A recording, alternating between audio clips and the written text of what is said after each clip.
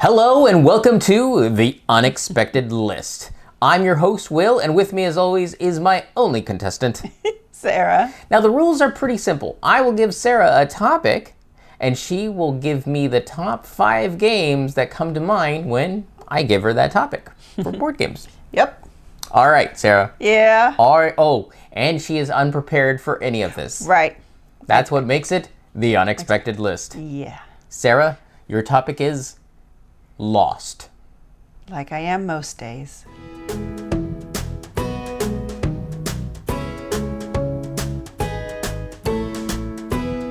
All right, we're back with Sarah's unexpected stack. This is a very unexpected stack. I had a lot of difficulty. My mind just completely went blank on Lost because I was trying to think about it thematically, like being lost in games, like, well, not you getting lost, like not being able to play, but like initially I was like, okay, what are themes? Nothing came to me. Of course, after I picked my 5, Will told me about some more games and he'll talk about them. And I'm like, well, duh, I should have thought of those, but...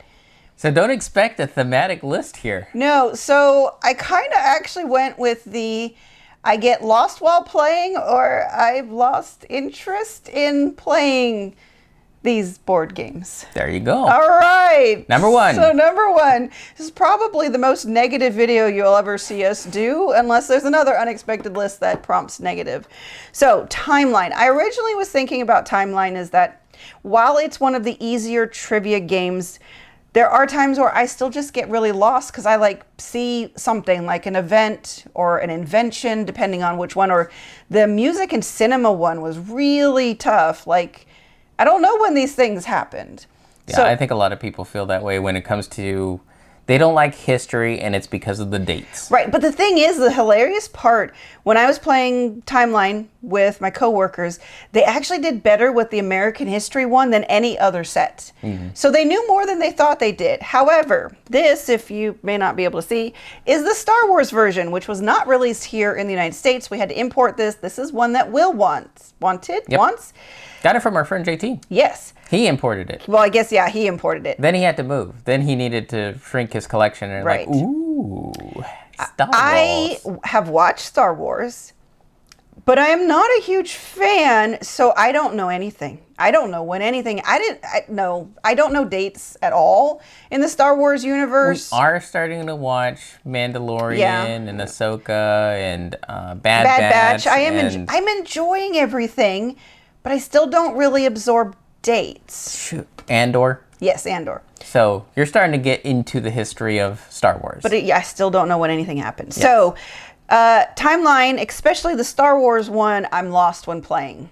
Super lost. Super lost. Okay, in a galaxy far, far away. So that's it for lost while playing. The rest of these are I have lost interest in playing. So let's start with Glenmore. Number 2. Glenmore. It's a rondelle, and I don't like most rondelles. This one especially.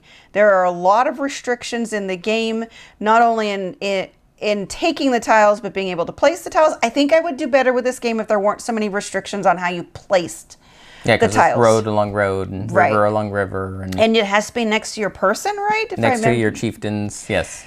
And I just never could get this to work. I struggled throughout the gameplay all the time. I'm actually okay with the rondelle because it's kind of set collection. So it's, if you're going after whatever, I can't think now because it's been so long since we played it.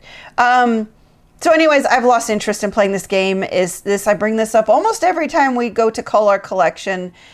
Is this time to cull this one? And this one might be now. This one might be because we really haven't played it. And there's other rondelle games that I do like. Crown of Amara, which we just recently played. Well, the other thing is you like Aqua Garden, which works very similar to the Glenmore. And it's better.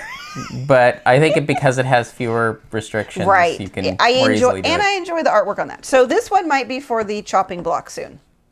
All right. What are we on? 3? 3. Okay, I am not. This has a heavy insert. This says Cities of Splendor, but that's because we got an insert that puts the base game and the expansion into this box. And the only way I would keep Splendor is if Will did this, because I have completely lost interest in Splendor. It's not just about winning, it's just I struggle to actually get anything going. I never can seem to make it work going from level 1 to level 2 cards. I think it's because you don't see the value in level 2 cards. You're like, well, that level 2 card barely gives me any points. Yeah. And it still only gives me, what, a red? Yeah. Why? Yeah. So we are keeping this one for now because it's one of those games, if someone wants to play it, I will play it. But I will never suggest this game, and we got the cool poker chip ones. We got the good version, yes. But I will always say, hey, can we play, oh gosh, the Age of Exploration? Did I get that? That's like this. The space one that's like Splendor. Is it Age of No. It's from Space Explorers? Space Explorers. Oh. Sorry. Age of Exploration. I am terrible. So yeah, names of games, hard for me. So what did I just say? Space Explorers? See, I'm getting lost already. Space Explorers replaces this game for me. Okay. So I will always suggest that instead of Splendor if we can. Complete lost interest. Okay. Yeah. But we'll keep it for now because Will likes it. Yep. Stone Age is kind of in the same category as Splendor. Stinky Cup. Yeah, we have the Stinky Cup version. It's gotten slightly better because we put a cedar block in it, but now it just smells like stinky cedar. Well, the cedar block smells stinky. No, that's true. So I have to... This game is just... I don't think it's aged well. And if you're first... Stone Age. Yeah. If you're first player, you should... Get a farm. Get a farm. And if you're second player, you should get a tool. And if you're third player, if you can afford to, you probably should get another person. Go to Love Hut. And it's just like, I don't want a game where there's a best thing to do depending on player order.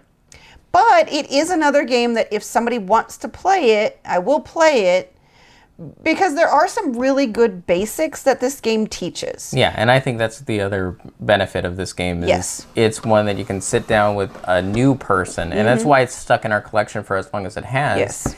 Because if we want to get someone who we think can handle a more big experience, Stone Age is a good stepping stone to that. Number 5. All right, so the last one that I've lost complete interest in, and that's Agricola. I am so overfeeding my people. I'm just done. I don't like you have to do a little bit of everything or you score negative points. That's just, you don't get to play the game your way. Whoever has the most workers wins, and you have to feed your darn people. And I am done feeding my darn people. I'm sorry, I know that's not very charitable of me, is it? It doesn't make me a very good landlord. Doesn't make you a good host, at least. Yeah, well, I mean, if people come over... Don't come over. She's not going to feed you. She's tired of that. In board games. I can barely get a meal in here.